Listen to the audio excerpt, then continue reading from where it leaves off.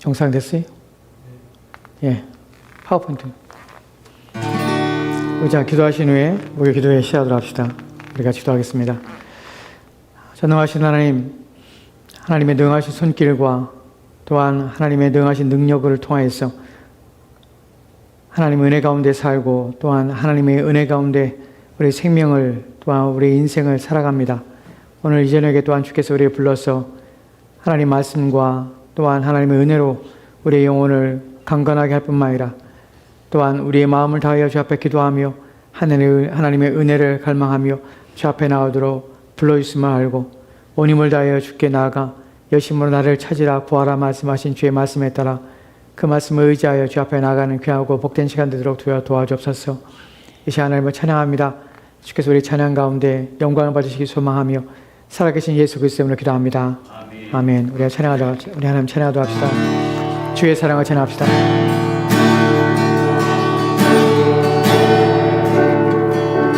주의 사랑을 주의 선하심을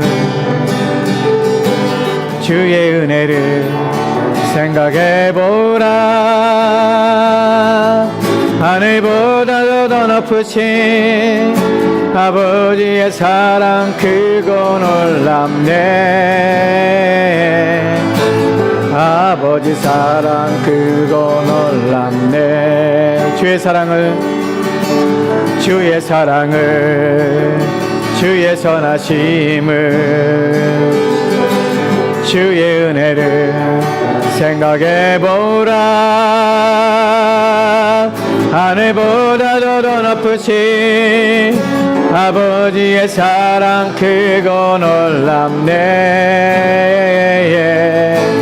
아버지 사랑 크고 놀랍네. 내 어찌 주의 사랑 잊으리. 어찌 주의 긍휼 잊으리. 내 영혼의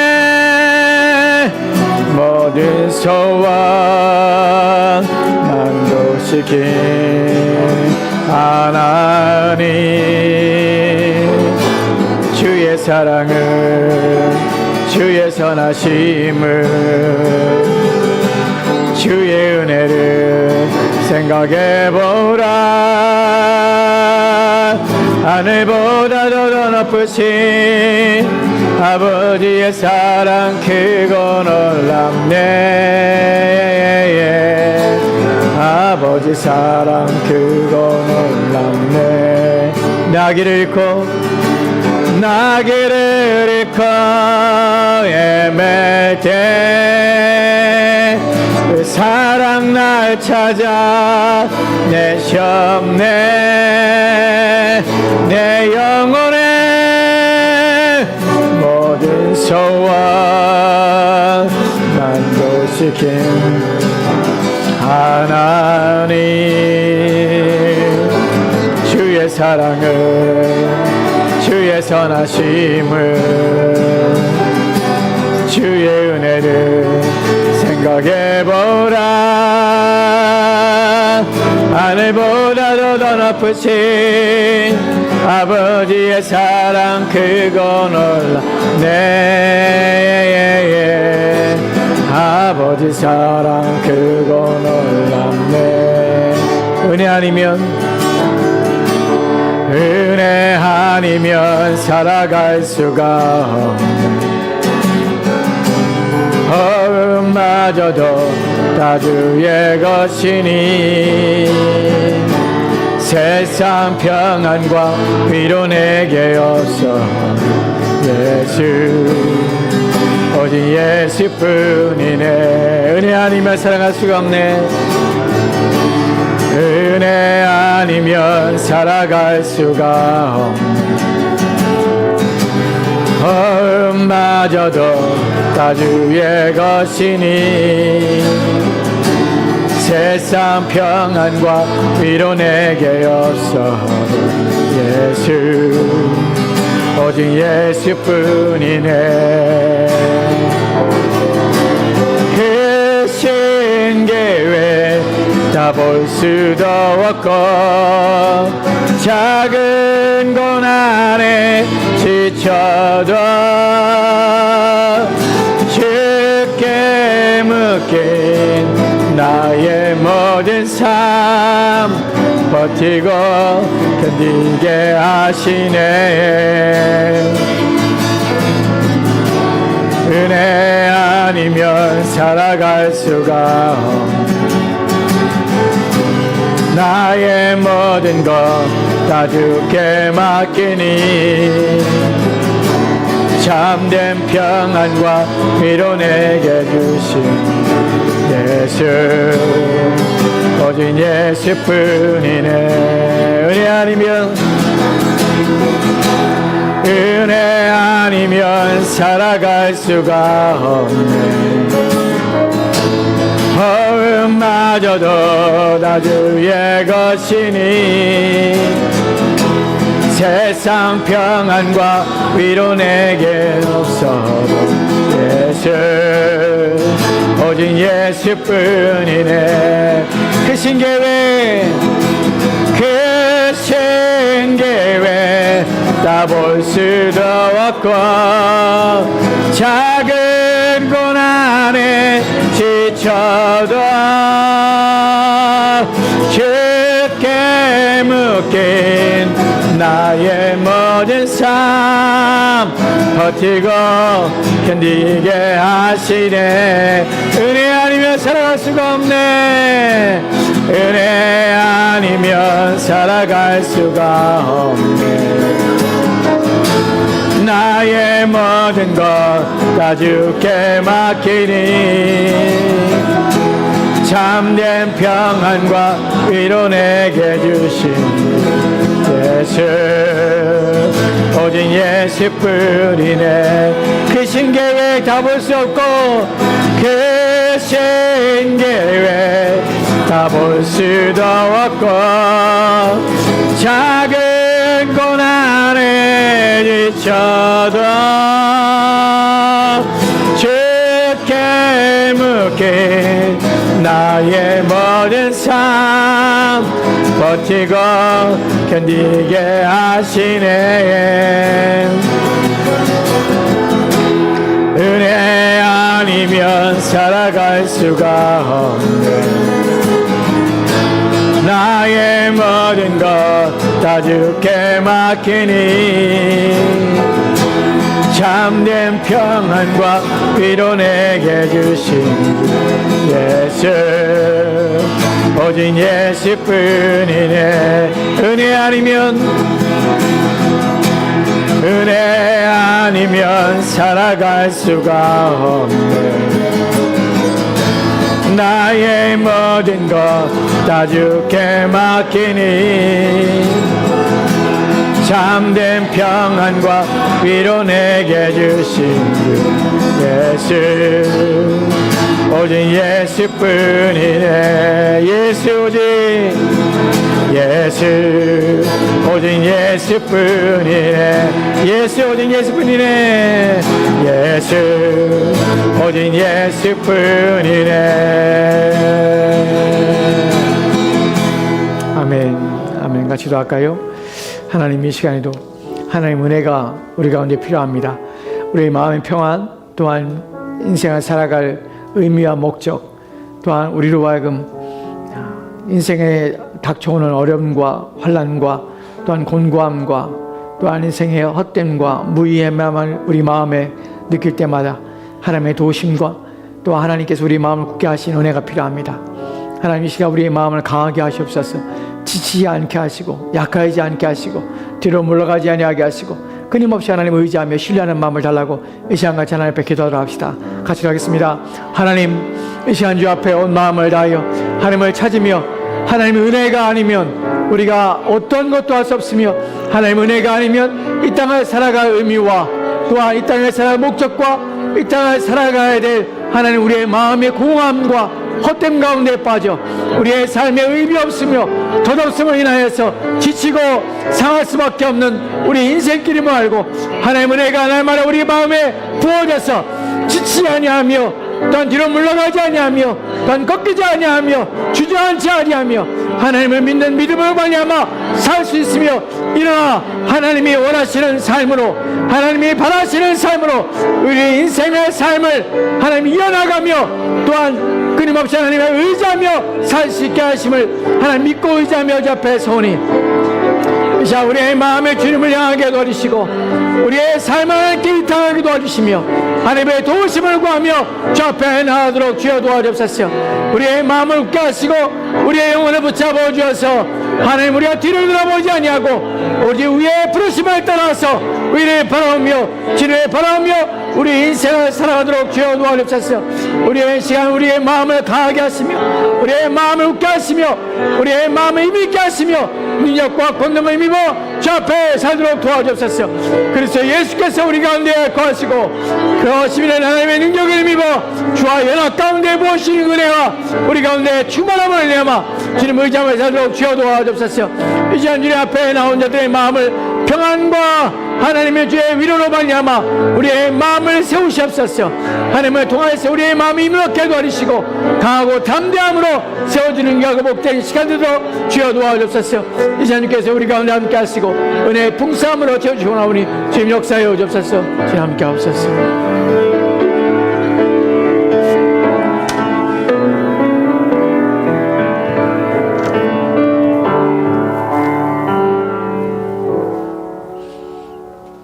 오늘 우리가 함께 살펴볼 하나님 말씀은 로마서 7장 4절 말씀입니다. 로마서 7장 4절 말씀, 한 절 말씀 보도록 합시다. 로마서 7장 4절 말씀입니다. 우리 자주신 자들과 함께 합독하도록 합시다. 로마서 7장 4절 한 절 말씀 함께 읽겠습니다. 시작. 그러므로 내 형제들아, 너희도 그리스도의 몸으로 말미암아 율법에 대하여 죽임을 당하였으니 이는 다른 이 곧 죽은 자 가운데서 살아나신 이에게 가서 우리가 하나님을 위하여 열매를 맺게 하려 함이라. 아멘. 아멘. 오늘 말씀을 통해서 우리는 그리스도인이 된다는 것은 무엇을 의미하는가 하는 부분에 대하여 말씀을 전하려 합니다. 그리스도인이 된다는 것은 여러분 다양하게 각기 수많은 사람들이 각기 자기만의 고유한 생각들과 사고를 가지고 있었습니다. 내가 그리스도인인 이유, 당신이 그리스도인이라고 불리우는 이유가 무엇입니까? 라고 물을 때 다양한 답변을 할 수 있습니다. 근데 그 중요한 것이 아니라 성경이 우리에게 그리스도인이란 무엇, 그리스도인 된다는 것은 무엇을 의미하는가 하는 부분을 가르쳐주고 있는 것, 이것을 우리가 아는 것이 중요합니다. 왜냐하면 나의 사고와 나의 생각으로 그리스도인은 이런 사람이야 라고 하는 것과 성경에서 그리스도인은 이런 사람이야, 그리스도인 된다는 것은 이런 의미야 라고 하는 것과는 다르다는 것이, 우리는 성경을 기준으로 그리스도인이 된다는 것이 무엇인지를 알아야 합니다. 왜냐하면 내가 내 스스로 생각하는 나의 철학과 나의 사고와 나의 생각으로 그리스도인이 된다고 생각할 때에 그리스도인이 이런 것은 그리스도인이야 라고 믿고 있을 때에 그것이 나의 생각 속에서 되어진 것이고 내 생각 속에서 일어난 것이기 때문에 그것이 진리이거나 또한 주님 오시는 그날에 우리가 그리스도인이라고 부름받을 수 있는 것은 아니라는 사실이에요.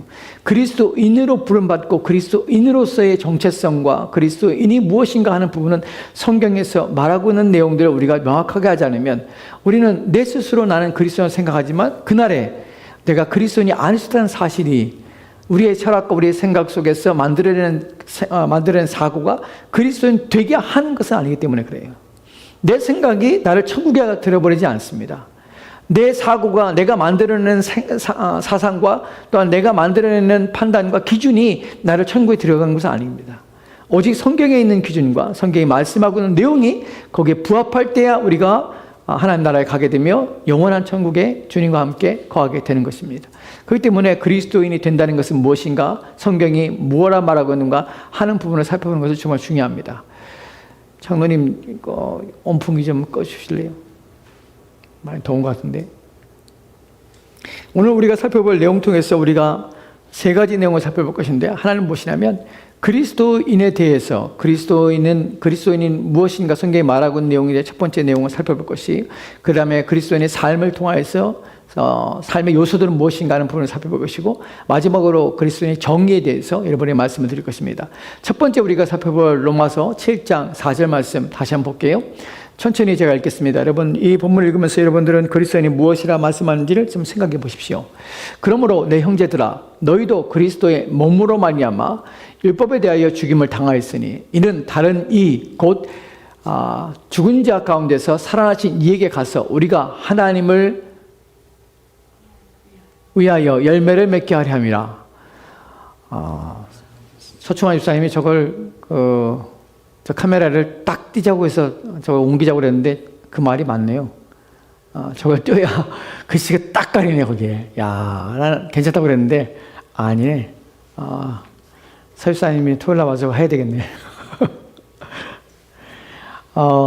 본문을 보면 이 본문 속에서 그리스도인이란 무엇을 어떤 사람인가 하는 부분에 대하여 말씀하고 있는데 가장 중요한 것은 여러분이 살펴볼 가장 중요한 내용은 두 가지 내용입니다. 여기서 하나는 무엇이냐면 죽은 자 가운데서라는 것이 단어예요. 두 번째는 살아났다는 것이. 그리스도인을 의미하는 가장 중요한 내용은 죽었다가 살아난 자예요. 이 부분이 그리스도인의 가장 명확한 부분입니다. 그래서 저는 네 가지의 내용을 먼저 말씀을 드리려고 하는데 첫 번째는 이런 내용이에요. 첫 번째, 영수사님 첫 번째입니다. 첫째로 같이 읽을까요? 시작. 그러므로 그리스도인이 된다는 것의 가장 큰 특징은 죽었다는 것과 다시 살아나는 것, 즉 죽음과 부활이라고 할 수 있는 것입니다. 예, 그렇습니다. 첫 번째, 그리스도인은 무엇인가? 그리스도인은 누구인가? 라는 부분에서 첫 번째 중요한 것은 그리스도인은 죽었다가 살아났다는 것이에요. 이 부분이 왜 중요한지 아십니까? 그리스도인이라고 생각할 때 많은 사람들은 그리스도인은 내가 예수를 믿는 것이라고 생각하고 그리스도인이라는 것은 내가 그리스도를 통해서 내가 죄 용서받고 사함받았다는 것이 그리스도인의 정체성이고 그리스도인이라고 생각합니다. 그러니까 내가 그리스도가 이루신 것을 믿는 것, 이것이 내가 그리스도인이 된 이유고 그리스도인이라고 불림받은 이유라고 생각합니다. 그 말이 틀린 것은 아니에요. 근데 이 중에 가장 중요한 것이 무엇이냐면 죽었다가 살아났다는 것이, 이것이 말하고 있는 의미는 무엇이냐면 죽었다가 살아났다는 것은 그리스도인이라고 사람들이 생각하는, 일반적으로 그리스도인이라고 사람들이 여기는 것이 무엇이냐면 그리스도인은 무엇인가 조금 삶을 바꾸고 또한 조정이 되었고 삶이 조정되었고 또한 삶이 무엇인가 좀 달라졌고 하는 것을 나는 그리스도인이라고 말하는 경우들이 있습니다. 여러분 절대 그렇지 않습니다. 우리가 간증을 통해서 들을 때에 조금 잘못된 간증들을 듣게 되면 이런 사람들이 이렇게 간증하는 것을 보게 됩니다. 사람들이 간증할 때 그럽니다. 나는 예전에 그리스도인이 아닐 때는 이러이러한 나쁜 짓을 했습니다. 도둑질도 하고 사기를 치고 또한 사람을 속이기도 하고 빼앗기도 하고 이런 거짓과 또한 부정과 불의를 행했습니다. 이런 악한 일을 했습니다. 그러나 내가 그리스도를 믿고 이제는 내가 그런 잘못들을 행하지 않고 더 이상 비도덕적이고 비律적인 것을 행하지 않고 하나님 보시기에 악한 것들을 행하지 않습니다. 남을 속이거나 빼앗거나 또한 탈취하거나 하늘지 하지 않습니다. 나는 거짓말을 하지 않고 나는 또 남에게 해를 끼치지 않습니다. 예전에 나의 삶은 모든 사람에게, 이웃들에게, 내 주변 사람들이 피를 끼치는 삶을 살았습니다. 나는 부도덕한 사람이었습니다. 그러나 이제는 난 윤리적이고 도덕적인 삶이고 옛 삶은 난 버려버렸습니다. 나는 이제 새로워졌습니다. 나는 더 이상 그런 죄들을 짓지 않습니다. 그런 일을 행하지 않습니다. 라고 하면서 자기가 회심하였다는 것을 그런 식으로 고백합니다. 물론 다 다른 내용들이지만 다른 환경 속에서 고백을 하지만 중요한 주거들은 이런 것입니다. 내 삶이 개선되었다는 것이에요. 내 삶이 조정되었다는 것이에요. 내 행위가 바뀌었다는 것이에요. 좀 더 나아졌다는 것이에요. 좀 더 도덕적이고 윤리적이었다는 것이에요. 여러분 그것이 나쁜 것은 아닙니다. 중요한 것은 무엇이냐면 그것이 그리스도인 되게 하는 것은 아니라는 사실이에요. 그 사람은 어떻게 되면 삶이 조정된 것이에요. 삶이 개선된 것이에요. 삶이 조금 바뀐 것이에요. 성경은 뭐라고 말하냐면 그것은 그리스도인이 되는 것이 아니야. 그리스도인이 되는 것은 무엇이냐면 죽었던 것이야. 네가 죽었니라는 것이야. 중요한 건 주님께서 물어보는 것은 무엇이냐면 너는 죽었니? 라는 것이에요. 죽었니? 너는 죽었니? 그리고 다시 살아났니? 이것이 너는 정말 죽었니? 너는 정말 다시 살아난 사람이니? 라는 것이 그리스도인 정체성이에요. 다른 것이 없어요. 내가 왜 그것을 안 하냐면 나는 죽었기 때문에 그래요. 누구와 함께? 그리스도와 함께 죽은 것이에요. 내가 그 일을 다시 하지 않는 이유는 나는 죽은 자예요. 죄에 대해서 죽은 자예요. 더 이상 거기에서 난 관여하지 않습니다. 그리고 나는 누구에게 살아나면 그리스도와 함께 살아난 자예요. 그러니까 사실 모든 간증은 이렇게 와야 돼요. 내가 그리스도인이라고 주장할 때에 나는 죽은 자입니다. 옛 사람은 죽었습니다. 십자가에 잘 죽었습니다. 그리고 나는 이제 그리스도 안에서 새롭게 살아나는 자이며 그리스도와 함께 산 자입니다. 나는 그것이 나입니다. 그래서 나는 그리스도인입니다. 나는 것이 그리스도인이 가지고 있는 중요한 첫 번째 내용입니다. 두 번째는 그리스도인의 두 번째 같이 돌아갑시다. 시작. 그리스도인이 된다는 것, 사람은 전적으로 새로운 관계 안에 있다는 것입니다. 두 번째는, 첫 번째는 죽음과 사람, 내가 정말 죽었는가? 내가 정말 살아있다면 나의 삶은 어떤 것인가 하는 부분에서 나는 살아있는 것이 그리스도와 함께 산 자입니다. 그리스도와의 부활과 참여했으며 그와 함께 살았기 때문에 그를 위하여 사는 것이 내 인생의 목적입니다. 나는 것이 그리스도인 정체성이. 두 번째는 새로운 관계 속에 난 들어와 있다는 것을 인식하는 것이. 새로운 관계, 어떤 관계입니까? 우리가 아까 배웠던 로마서 7장 4절 말씀에서 우리는 예전에 어떻게 해요? 율법에 대하여는 우리가 죽은 자예요. 내가 새로운 관계 속에 들었던 것은 나는 이제 율법과 관계 속에서 하나님을 대할 때 예전에 나는 어떤 자였습니까? 내가 하나님과의 관계 속에서 예전에 나의 관계는 하나님과의 관계는 어떤 거냐면 율법 관계 속에서 율법 속에서 하나님과 관계를 하였던 자예요. 나는 무슨 말이냐면 하나님이 나를 어떻게 보시냐면 나를 율법을 통해서 나를 보세요. 무슨 말이냐면 얘가 율법을 지키는가 안 지키는가 하는 부분이 하나님 우리를 보시는 관점이에요. 왜냐하면 하나님의 법을 지키면 살 것이고 법을 어기면 죽을 것이라는 것이 우리 가운데 하나님은 우리를 볼 수밖에 없는 하나님의 관점이었어요. 우리 또한 하나님을 어떻게 대할 수밖에 없냐면 율법을 지킴으로 하나님의 법에 순종하거나 지키지 않음으로 하나님의 저주와 심판을 받는 것이나 우리는 하나님과 관계를 율법 사이 속에서 우리 하나님과 관계를 맺고 있는 사이였다는 것이. 그런데 이제 그리스도인이 되면 어떻게 되냐면 율법이 나로 하여금 하나님이 나를 볼 때에 율법을 통하여 보는 것이 아니라 누굴 통하여 보냐면 그리스도를 통하여 나를 보겠다는 사실이에요. 나는 누굴 통하여서 하나님께 나가냐면 율법을 통하여서 하나님께 나가는 것이 아니라 그리스도를 통하여서 하나님께 나가는 새로운 관계가 우리 가운데 열렸다는 것이. 무슨 말인지 아십니까? 나와 하나님과의 관계가 달라진 것이에요. 하나님은 더 이상 나를 율법으로 보지 않습니다. 이놈이 내 율법을 지키는가 안 지키는가의 관점 때문에 하나님께서 그것을 날 정죄하지 않습니다. 이제는 누구를 보냐면 그 율법을 성취하시고 우리 그 율법을 지키심으로 그 의를 우리가 전가시켜 주신 그리스도를 통하여 우리를 보기 때문에 우리의 죄를 보는 것이 아니라 우리의 의로움을 하나님께서 보시고 하나님께서 우리를 자녀로 우리를 받아주시는 것이에요. 그래서 우리의 새로운 관계 속에서 나는 그리스도인이 된 것은, 그리스도인인 것은 새로운 관계 속에 들어왔기 때문에 난 그리스도인입니다. 난 더 이상 내게는 정죄함이 없습니다. 율법을 통하여 하나님 보지 않고 이제는 그리스도를 통하여서 나는 하나님과 새로운 관계, 이제는 종의 관계가 아니라 이제는 자녀의 관계 속에서 하나님과 새로운 관계에 들어온 것입니다. 라는 것을 인식하는 것이. 이것이 그리스도인됨입니다. 여러분은 새로운 관계에 들어오셨습니까? 하나님이 여러분의 아버지시고 이제 그리스도를 통해서 나는 하나님을 봅니까? 그리스도를 통해서 하나님과 관계를 맺고 있습니까? 하는 부분이 그리스도인이에요. 세 번째 중요한 것은 이것입니다. 같이 돌아갑시다. 시작. 그리스도인들은 삶에 있어서 전적으로 새로운 목적을 가지고 있다는 것입니다. 바로 하나님께 열매를 맺는 목적을 가지고 있다는 것입니다. 예, 아까 7장 4절 말씀을 우리가 읽었던 것처럼 그리스도인들은 삶에 있어서 전적으로 새로운 목적을 가지고 있다는 것이에요. 그 새로운 목적은 무엇이냐면 하나님께 열매를 맺는 목적을 가지고 있다는 것이에요. 이것이 우리가 그리스도인됨이에요. 그리스도인의 정체성이에요. 그리스도인은 누구냐면 나는 하나님을 향하여서 새로운 목적을 가지고 있는 자라는 사실이에요. 여러분 여기서 우리는 중요한 것이 무엇이냐면 삶에 있어서 전적으로 새로운 목적이 있는 것이에요.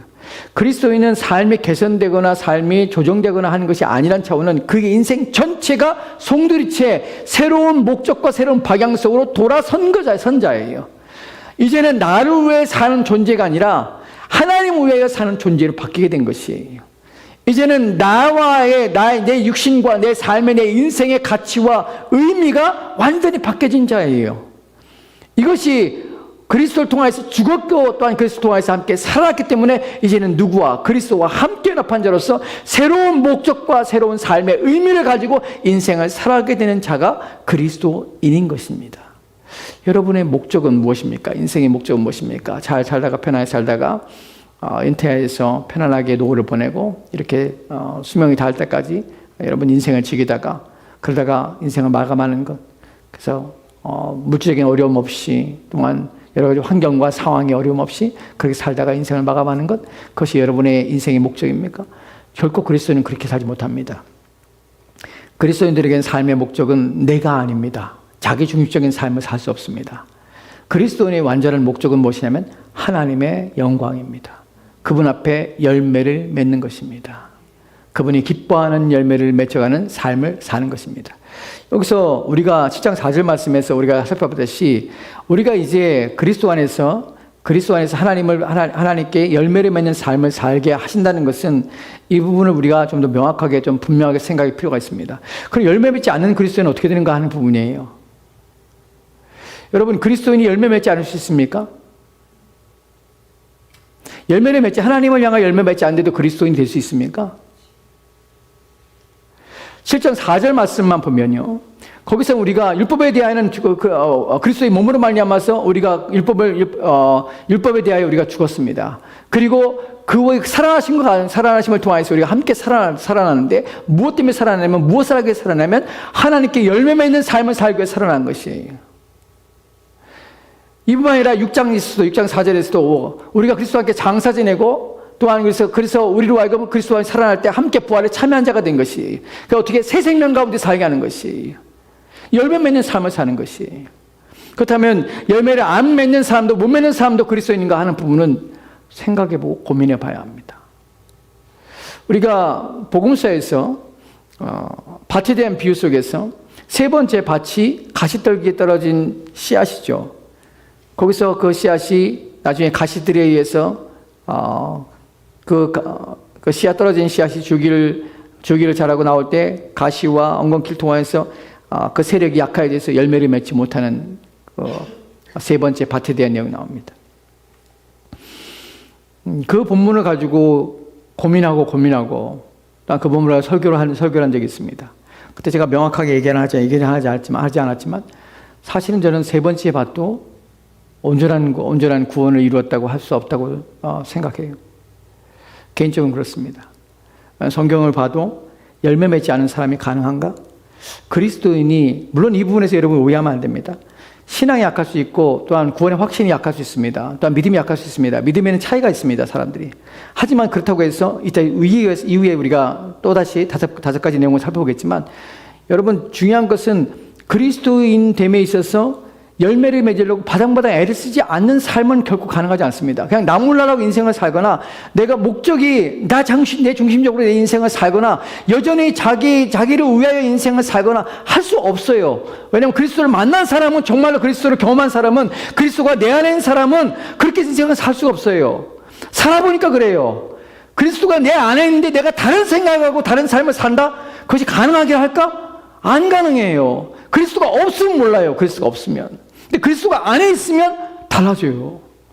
왜냐하면 그분이 내 안에 계신데, 그분이 내 안에서 그분이 살지 않게 되는 것이 두려워요. 그분이 내 안에 없는 것이 두려워요.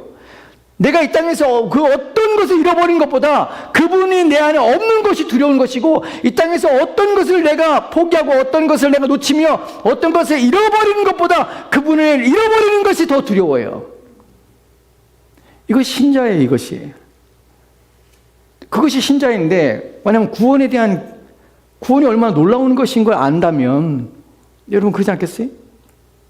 구원이 얼마나 복된 것인 걸 안다면, 구원이 얼마나 소중한 것인지 안다면, 내가 그리스도와 연합돼서 내가 그 안에 살고 있다는 것이 얼마나 중요한 건 안다면, 그래야 내가 영원한 생명을 얻고 이 땅을 떠나는 그 순간에 내가 진노와 심판의 하나님의 손에 빠지지 않고 내가 구원을 얻고 영생을 얻을 수 있다는 것이, 그리스도가 내 안에 있어야만 되고 그와 내가 연합한 관계 속에 있어야 되고, 그런 삶을 내가 살지 아니하면 되지 않는다면, 여러분 그것보다 무엇이 더 중요한 것이 무엇이 있겠습니까? 우리 인생에서 그것보다 더 중요한 것이 무엇이 있겠어요? 내 영혼보다 내 모든 걸 잃어버릴 건데, 성경이 말하는 것처럼 네가 모든 거 얻어도 너의 영혼을 잃어버리면 너에게 유익한 것이 무엇이냐고 말하는 것처럼, 여러분의 영혼을 잃어버린다면, 여러분 인생이 있다는 떠나는 그날에 하나님께서 여러분을 모른다고 한다면, 그것만큼 두려운 것이 뭐가 있겠어요? 그것만큼 우리 인생에서 두려운 것이 뭐가 있겠어요? 이것이 신자인데, 신자가 이 마음을 가지고, 이것이 구원인데, 우리에게 주신 구원의 내용들인데, 그렇다면 그 구원이 얼마나 값지고 얼마나 보배롭고 얼마나 귀하다는 사실을 인식한다면, 구원받았다면, 진짜로 구원받았다면, 정말로 그렇다면 그 사람의 인생 속에서 이건 놓치는 것, 이것을 위해 살지 않는 것만큼 비참한 것이 없다는 사실을 인식할 텐데 어떻게 그렇게 살 수 있을까? 의문이 듭니다. 저는 그렇게 살 수 없다고 생각해요. 그래서 하나님께 열매를 맺는 삶을 살게 되는 것이 당연한 것이. 마태복음 7장에서 나무는 무엇으로 그 나무가 선한 나무인지 나쁜 나무인지 좋은 나무인지 나쁜 나무인지 무엇으로 구분됩니까? 열매로 구분돼요. 열매로 알게 되는 것이. 열매를 어떤 열매를 맺냐에 따라서 그 사람이 참으로 그리스도인가 아닌가 하는 것이 판별이 나는 것이. 이 부분을 여러분 고민해 생각해 봐야 합니다. 네 번째는요. 같이 돌아갑시다. 시작. 그리스도인이란 전적으로 새로운 능력과 권세와 힘을 공급받는 사람이라는 것입니다. 그리스도인에 대해서 그리스도인은 어떤 사람이냐면 새로운 능력과 권세와 힘을 공급받는 사람이에요. 왜 이것이 필요한가? 왜 이런 것이 있어야 되냐면 열매를 맺기 위해서예요. 우리는 열매를 맺지 못하는 사람이었습니다. 열매를 맺을 수 없는 사람이었고 열매를 맺을 수 있는, 맺어야 된다는 생각조차도 못한 사람이에요. 하나님께 대해 아무런 열매를 맺을 수 없었습니다. 전적으로 하나님 열매 맺는 일에 무지하였고 무능하였고 전적으로 무기력한 존재들이 바로 우리였습니다. 그런데 이제 하나님께서 그리스도를 통하여서 새롭게 살아나게 함으로 말미암아서 우리 안에 그리스도가 계심으로 새로운 생명을 주셨고 생명은 생명력을 주셔서 우리로 하여금 능력과 권세와 힘을 공급받게 함으로 하나님께 열매를 맺게 하신다는 것이에요. 여기서 우리가 열매를 맺지 못한다는 것은 하나님부터 공급을 받지 않는다는 것이, 공급을 받지 못한다는 것은 하나님이 안 주신 것이냐? 그렇지 않아요. 하나님은 그리스도를 통하여서 그리스도가 우리 안에 계실 때에 그리스도를 통하여서 끊임없이 우리 가운데 이런 힘과 능력과 권능을 우리 가운데 부어 주십니다. 부어 주신다는 것은 열매를 맺게 되는 것이에요. 그렇다면 열매를 맺지 못한다는 것은 그리스도가 내 안에 계시지 않기 때문에 열매를 맺지 못하는 것이고 힘과 능력과 권세를 공급을 받지 못하기 때문에 열매를 맺지 않는 것이 아닌가? 나는 논지와 논리를 우리가 규결을 생각할 수밖에 없다는 사실이에요. 그리스도인은 바로 새로운 능력과 권세와 힘을 끊임없이 주님부터 공급받는 사람입니다. 이것이 그리스도인입니다. 그래서 열매를 맺게 되는 것입니다. 여기까지가 그리스도인에 대해서 우리가 생각해 본 것이에요. 여기서 이제 여러분에게 드릴 5가지 내용이 있는데 빨리빨리 말씀을 드릴게요. 첫 번째는 무엇이냐면 그리스도인에 대해서 그리스도의 삶의 중요한 요소, 시금석이 되는 내용을 좀 말씀을 드릴게요. 7장 4절 통해서 우리가 알게 되는 그리스도인은 어떤 사람이 어떤 시금석, 분별할 수 있는 5가지 내용이 있는데 첫 번째 내용은 것입니다. 첫 번째 내용 볼까요? 첫째로 같이 들어갑시다. 시작. 여러분 자신은 주일 예배를 기뻐하며 모든 신앙 모임과 성경부를 기뻐하는가 하는 것입니다. 첫 번째는 이래요. 왜 이것이 시금석이 되는 줄 아십니까? 왜냐하면 예배는 주일 예배를 기뻐하며 모든 신앙 모임과 성경부를 기뻐하는가? 이 부분에서는 불신자에게는 경우는 전혀 그렇지 않기 때문에 그래요. 모든 주일 예배에 대해서 기쁨으로 참여하고 그것을 바라며 그것을 소망하며 예배를 드리기 원하는 마음을 끊임없이 갖게 되는 것이 왜? 신자이기 때문에 그래요. 이것은 자연적으로 되는 것이 아니에요. 불신자에게 있어서 주일 예배는 의미 없는 날이에요. 그리고 성경 모임의 신앙 모임이나 이런 성경부나 이런 것들이 저 기쁨이 되지 않아요. 왜냐하면 이들에게는 통과의례예요. 빨리 끝났으면 좋은 것이에요. 예배는 빨리 끝나고 짧게 설교하고 빨리빨리 지나가고 그리고 무엇이 기다려지냐면 함께 친교하고 함께 먹고 마시는 것을 기다려지는 것이에요. 그래서 교회에 나오는 것이지 결코 예배를 기뻐하고 예배를 즐거워해서 나오진 않습니다. 정말 중요한 것은 무엇이냐면 여러분 마음속에 예배를 기뻐하냐는 것이에요. 예배를 사모하냐는 것이에요. 하나님 예배 드리기를 원하냐는 것이에요. 매 주일마다 예배를 드리고 싶어하는 마음이 여러분에 일어나는 것이에요. 이런 모임을 기뻐하고 즐거워하는 것이에요. 아니면 이것을 통과의례로 빨리 지나가고 그 다음 순서를 위해서 빨리 지나가고 이런 모임이기 때문에 어쩔 수 없이 내가 이거 참여하는 것으로 지나가는 과정으로서 여기냐는 것이. 그래서 우리가 하지 말아야 될 말이 빨리 짧게 예배 드리고 이런 말 하면 안 돼요. 빨리 짧게 예배드리고 우리 간단하게 빨리 성경부하고 간단하게 뭐하고 빨리 합시다. 더 중요한 건 뭐예요? 함께 먹고 마시며 얘기하는 것이 더 좋은 것이. 신자들은 그렇지 않습니다. 신자들은 다른 것이 중요한 것이에요. 예배가 중요해요. 예배가. 정말 하나님을 예배드리는 것 기쁨이 되는 것이. 매 주일마다 하나님께 나와서 예배드리기 위해서 온 힘을 기울이는 것이. 그것이 식어지면 안 돼요. 여러분 안에서 주일 예배가 식어지고 주일 예배에 대한 사모함이 식어지는 순간 나는 신앙이 나락으로 떨어지겠다고 생각해야 돼요.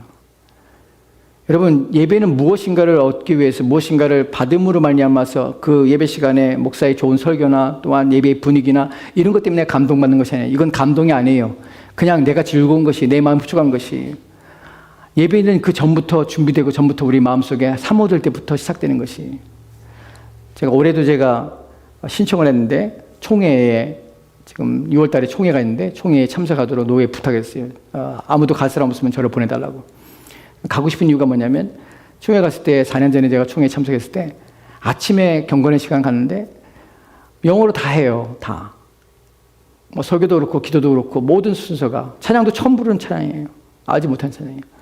근데 매 순간 매 아침마다 경건의 시간에 너무나 은혜가 되는 것이 그냥 서 있는 자체가 은혜가 되는 것이 서 있는 자체가 그 안에서 함께 기도하며 함께 찬양하며 함께 예배 드리는 것이 너무나 감격이 되고 매일 아침마다 막 가슴이 뜨겁고 예배가 그래요. 예배가 사모돼 사모돼 주일 예배가 하나님 만나고 싶은 예배가 열망이 이런 마음이 여러분 안에 드냐는 것이 이것이 시금석이에요. 두 번째는 것입니다. 둘째로 보면요. 둘째로 같이 들어갑시다. 시작. 자신의 소원이 하나님을 아는 것이요 섬기는 것이라고 정직하게 말할 수 있는가 하는 것입니다. 예, 자신의 소원이 하나님을 아는 것이요 섬기는 것이라고 정직하게 말할 수 있는가 하는 부분이에요. 정직하게 말할 수 있느냐는 부분은 이런 의미예요. 내가 정말 거짓없이 내 스스로 생각해 봤을 때 나의 소원이 내 소원이 하나님을 아는 것이고 섬기는 것이다. 내 정말 소원이 그냥 그리스도인이니까 교회 다니니까 그냥 그래 누가 물어본다면 그렇게 말하는 것이 부끄럽지 않은 것 같으니까 남들이 그렇게 얘기하니까 그냥 내가 하나님 아는 거 하나님 섬기는 것이죠 라고 말하는 것이 아니라 내 정말 아무도 없을 때 누구도 내게 묻지 않고 내 스스로가 내 자신에게 물어봤을 때도 너는 소원이 뭐냐? 넌 정말 소원이 뭐냐? 물어봤을 때 내 마음에서 내 스스로 고백하기를 나는 하나님을 아는 것이고 하나님 섬기는 것이 내 소원이야. 나는 마음을 정말 정직하게 가지고 있냐는 부분이에요. 여러분 이것이 왜 시금석이 되냐면 베드로전서 2장 2절 말씀이 이렇게 기록됐어요. 같이 들어갑시다. 시작. 갓난 아기들 같이 순전하고 신령한 자를 사모하라. 이는 그로 말미암아 너희로 구원에 이르도록 자라게 하려 함이라. 아멘. 갓난 아기들 같이 순전하고 신령한 자를 사모하라. 이는 그로 말미암아 그것을 말미암아서 너희로 구원에 이르도록 자라게 하니라. 본문에서 보면 갓난 아이들이 비유라는데 갓난 아이들이 무엇을 하면 젖을 사모하는 것이에요. 갓난 아이들은 눈 뜨면 울어요. 왜요? 젖 달라고. 그 배부르면 자고 또 젖 달라고 울어요. 갓난 아이는 끊임없이 젖을 사모합니다. 젖을 달라고 하는 것이 계속해서 갓난 아기들 같이 젖을 사모하는 것이 중생하고 구원을 얻은 신자들은 갓난 아기들처럼 마음속에 갈급함이 있는 것이 무엇에 대해서 순전하고 신령한 말씀에 대하여 사모하는 것이에요. 왜요? 이렇게 할 때 이것을 먹고 마실 때야 무엇에 구원에 이르도록 자라기 때문에 그래요. 끊임없이 자기 영혼을 생각하고 자기 영혼을 돌아보는 것이에요. 그래서 자기 또한 잘하고 싶은 것이에요. 하나님을 더 알고 싶은 것이에요. 그 알면 내가 힘을 얻고 믿음을 성장하고 싶은 것이에요. 그래서 하나님 앞에 바르게 하고 바른 삶을 살고자 하는 것이에요. 이것이 내 마음의 소망인 것이 소망. 여러분 이런 갓난 아이들처럼 사모함이 있습니까? 끊임없이 사모하냐는 것이 마음속에. 또한 그 다음 주에 성경 구절을 보면 그 다음 볼까요? 고린도전서 2장 44절 말씀에 같이 들어갑시다. 시작. 육에 속한 사람은 하나님의 성령의 일들을 받지 않으니 이는 이것들이 그에게는 어리석게 보입니다. 아멘. 왜 간단하게처럼 갓난아기들은 신령한 젖을 사모하는 것처럼 신자들은 그리스도인들은 이 신령한 젖들을 경건하고 신령한 젖들을 우리 사모하게 되고 그것을 바라게 되냐면 왜냐하면 그것이 깨달았기 때문에 그래요. 본문에 보면 육에 속한 사람은 하나님의 성령의 일을 받지 않아요. 이는 그것들이 그들에게는 어리석게 보이기 때문이에요. 영적인 일은 영적인 일로 분별하는 것이 성령의 일은 성령을 통해서 분별하게 되는 것이 즉 여러분이 영혼이 구원받고 성령이 여러분 안에 계시고 여러분이 자신의 영혼을 돌아보게 된다면 생각한다면 여러분 마음속에 일어나는 것이 무엇이냐면 여러분 안에서 신령한 젖을 사모하는 마음을 갖게 되고 여러분의 마음의 소원이 하나님을 더 알고자 원하며 하나님을 섬기고자 원하는 방향으로 끊임없이 나갈 수밖에 없다는 것이 이것이 살아있는 신자의 모습이에요. 죽어있는 신자들은 그렇지 않아요. 물론 죽어있다는 것은 표현이 맞지 않을지 모르지만 죽어있는 신자는 없죠. 나중에 이분에서 설교를 할 텐데 우리가 세상적인 그리스도인이 존재하는가? 세속적인 그리스도인이 존재하는가? 존재할 수 없어요. 그렇지 않아요. 그러니까 모든 신자는 모든 참으로 하나님과 영적인 교제를 갖게 가질 뿐만 아니라 끊임없이 하나님 앞에 나가도록 끊임없이 자기를 바르게 하는 일에 온 힘을 기울이게 됩니다. 왜냐하면 그리스도가 그 안에 있다면 그래요. 그리스도가 그 안에 없기 때문에 그렇죠. 그러면 믿음이 약한 자도 어떻습니까? 그들에게는 그 일들을 통하여서 그런 상태에서 고통을 받고 있죠. 그 영혼이 괴로운 것이에요. 여러분, 신자임에도 불구하고 내가 잘하지 않는 것은 자기 안에 평안함이 없습니다.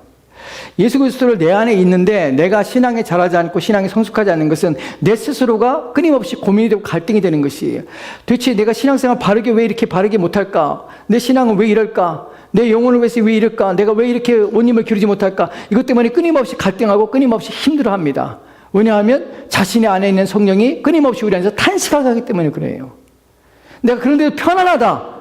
내가 영적인 일에 열심을 내지 않는데 내 영혼이 식어가고 내 믿음이 식어가고 있고 내 삶이 식어가고 있고 예전과 다르게 내 영혼이 뒤로 후퇴하고 있는데 내가 편안해. 아무 문제 없어요. 그럼 문제는 병든 거예요. 이거는 병든 거예요. 병들거나 아니거나.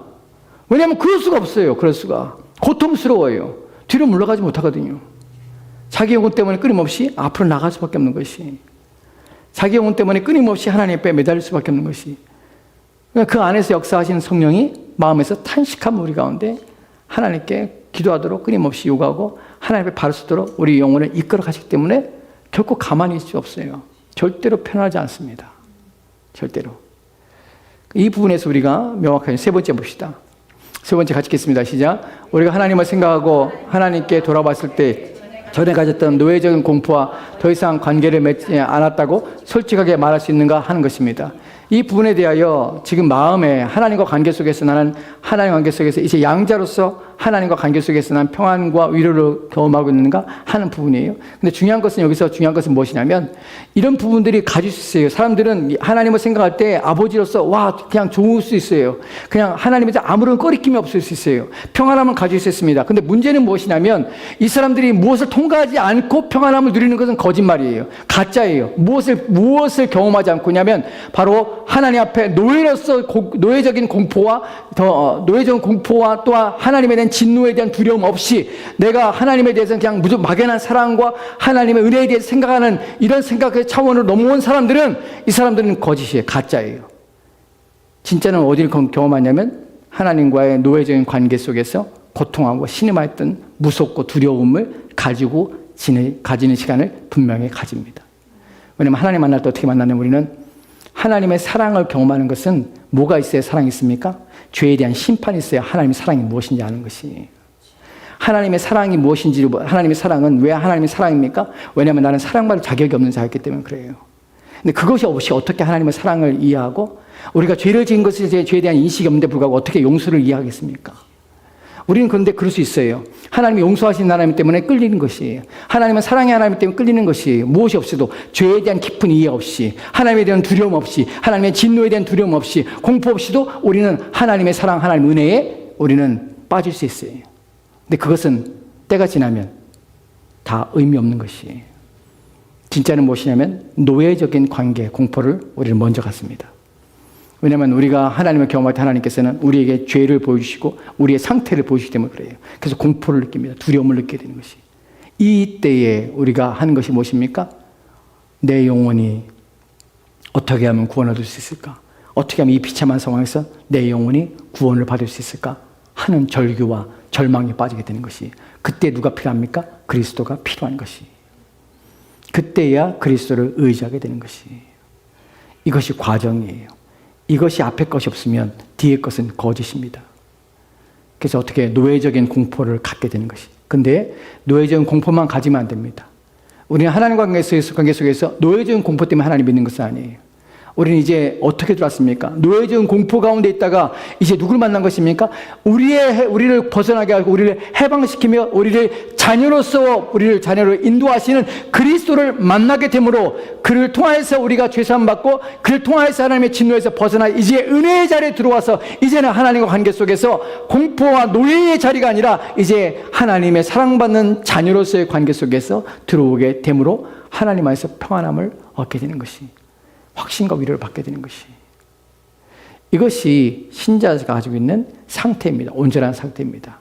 네 번째로 봅시다. 네 번째 보면요. 같이 또 합시다. 시작. 시금석은 자신의 삶이 새로운 목적을 진정으로 가지고 있다고 아주 정직하고 솔직하게 말할 수 있는가 하는 것입니다. 예. 자신의 삶이 새로운 목적을 진정으로 가지고 있다고. 아까 우리가 목적에 대해서 목적이 바뀐다고 말씀드렸죠. 여러분 스스로 생각할 때 여러분에게 새로운 목적이 생겼습니까? 새로운 목적이 무엇입니까?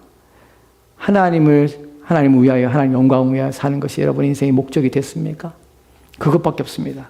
내 인생에 남은 것이라고는, 내 인생에 추구할 것이라고는, 내 인생에 사모할 것이라고는 오직 하나님 영광, 하나님 위하여 사는 것이 내 인생에 가장 가치 있는 일이요, 가장 복된 일이요, 내 영혼이 추구해야 될 또한 내 인생의 목적입니다. 라고 여러분이 스스로가 진심으로 그런 고백을 하고 있는가 하는 부분이에요. 여러분, 이 부분에 다른 사람한테 얘기할 때는 우리가 속일 수 있습니다. 자기의 영혼에게 물어봐야 돼요. 자기가 진지하게.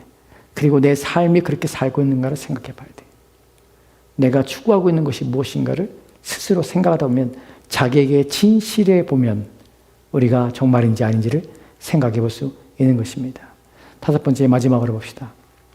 같이 돌아갑시다. 시작. 시금석은 가장 중요한 것으로 모든 선한 일을 하고 교회 안에서 충성스럽게 순종하며 일하며 봉사한다고 해도 그가 만일 그리스도인이라면 그는 모든 것에 그리스도에게 지적으로 영광을 시키며 그리스도에게 영광을 돌리고자 한다는 것입니다. 무슨 말인지 가시죠? 모든 일에, 모든 것에 결국은 어떻게? 그리스도께 영광을. 내가 한 것은 없고 나는 무익한 종이라 해야 한 것이고 그리스도께 영광을. 우리 그리스도가 높임을 받기를. 그래서 교회 안에서 일하는 것 중에 그런 마음을 가진 사람들이 많아져야 되는 것이 어떻게?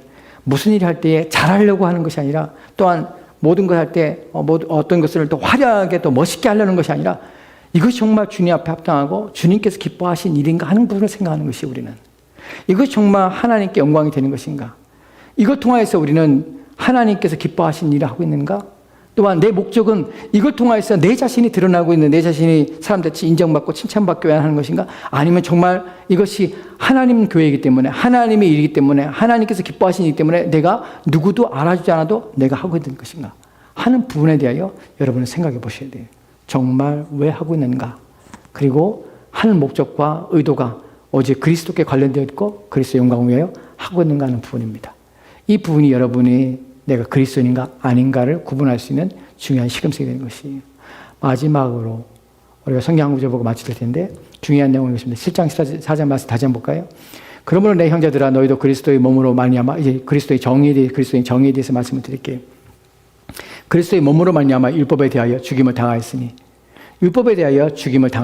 이는 다른 이 곧 죽은 자 가운데서 살아나신 얘기가 가서 우리가 하나님을 위하여 열매를 맺게 하니라. 본문에서 아까 말씀드린 것처럼 율법에 대하여 죽음을 당했고 또한 다시 살아나신 이에 가서 라는 표현을 씁니다. 여기서 중요한 마지막 그리스도인의 정체성에 대해서 그리스도인의 정의는 무엇이냐면 여러분 그리스도인은 그리스도를 믿는 사람이 아닙니다.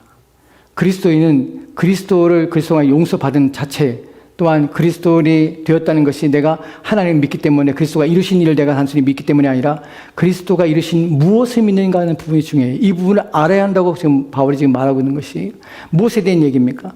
내가 그리스도인이 된 것 중에서 가장 중요한 것은 예수님이 성육신하신 것이 그리스도인 된 것이 가장 중요한 것이 아니에요. 그분이 십자가에 달려 죽은 것이 목적이 무엇이고 의도가 무엇인지를 인식하고 이해하는 차원이 우리 가운데 있어야 된다는 것이에요. 여러분은 그리스도인이 되는 것이 어떻게 가능합니까? 무엇 때문에 그렇습니까? 예수님이 십자가에 달려 죽으셨습니다. 맞습니다. 그러면 죽은 이유가 무엇입니까? 왜 죽으셨습니까? 나의 죄 때문에 그렇습니다. 맞습니다. 나의 죄 때문에 그렇습니다. 나의 죄는 무엇으로 옵니까? 율법을 통하여 오는 것이. 그 율법에서 내가 죽은 것이. 여러분이 알아야 될 것이 뭐냐면 그리스도인으로서 알아야 될 것이 뭐냐면 예수님께 나의 십자가에 나 죽으신 목적은 무엇이냐면 나에 대한 죄에 대한 책임, 내 죄를 다 사하시기 위해 죽었다는 사실이에요. 물론 거기서 그치면 안 되는 것입니다. 더 나가야 되는데 어디까지 나오면 성경이 말하고 있는 것은 율법에 관하여서 죽기 위해서 예수님 십자가에 달려 죽으셨다는 것이에요. 왜냐하면 율법은 무엇을 부릅니까? 율법을 지키지 아니하고 율법을 범한 자에게는 하나님께서는 사형에 해당한다고 말씀하셨기 때문에 우리는 율법을 어긴 모든 자들은 어떻게 됩니까? 사형에 해당하는 것이에요. 그래서 주님께서는 십자가에 죽으심으로 나의 죽음을 그분이 대신 죽으심을 남아서 내가 당해야 될 율법을 어김으로 받게 된 율법의 저주에서 나를 속량하신 것이에요. 그래서 율법에 대하여 내가 그리스도와 함께 죽게 된 것이 그리고 내가 다시 그리스도와 함께 다시 살게 된 것이. 즉 그리스도의 죽음은 무엇에 대한 죽음입니까? 율법에 대한 죽음이에요. 누구를 위하여? 나를 위한 율법의 저주에서 대신 죽으신 것이에요. 나를 율법의 관계에서 나를 끊어버리시기 위해서 죽으신 것이에요. 갈라디아서 4장 5절 말씀에 이렇게 기록됐습니다. 같이 들어봅시다. 시작. 때가 차면 하나님이 그 아들을 보내사 여자에게 나게 하시고 율법 아래에 나게 하신 것은 율법 아래에 있는 자들을 속량하시고 우리로 그들의 아들의 본명분을 얻게 하려 하심이라. 아멘. 아들을 보내셔서 여자 아래에 나게 한 이유가 무엇입니까? 그냥 나게 하신 것이 아닙니다. 율법 아래 나게 하신 것이에요. 율법 아래 나게 하신 이유는 무엇입니까? 율법 아래 있는 자들 속량하시기 위해서요. 그렇다면 우리는 어디에 있었습니까? 율법 아래에 있었던 자들이에요. 다 어떻게 율법에 따라서 어떻게 해요? 율법 어기는 하나도 어긴다면 그 모든 율법을 어긴 그것을 얼마나 양으로서 얼마나 많은 율법을 어기느냐가 아니라 하나를 어기면 하나를 어긴 대가가 무엇이냐면 값어치가 사망이에요. 죽음이에요.